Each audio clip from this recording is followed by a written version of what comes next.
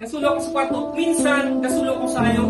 Kapag one deep na liwanag, okay na ako. I can sleep well. Kasi alam ko yung maling liwanag. Ano bang kitakan mga tugang? Nakakala natin nasa kadiliman tayo. Kapag iwa kita ang nahiling na liwanag, nagkataon sa tuya ng pag-asa.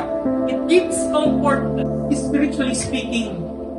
Kapag wala tayong guidance ng salita ng Diyos, nakikita niyo ba ang buhay ninyo? Nakikita ba natin ang buhay natin?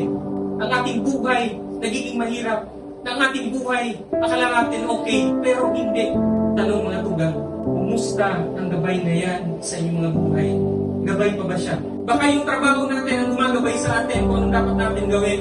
Baka yung studies natin, kapag wala tayong gabay na liwanag na yan, whether you like it or not, iba ang maggagabay sa inyo sa ibang mga bagay. Ang ilaw na ito, mga tugang, ay kinapupuotan ng mga tulog. Kapag iwa ko ning namate, abo ko ning liwanag. That's why people hate yung light na yan. Kasi ang liwanag, it irritates the sinners. It irritates. Pero ang liwanag na yan, yan ang pag-asa. Yan ang gustong i-offer ng Diyos sa mga taong nasa kadiliman.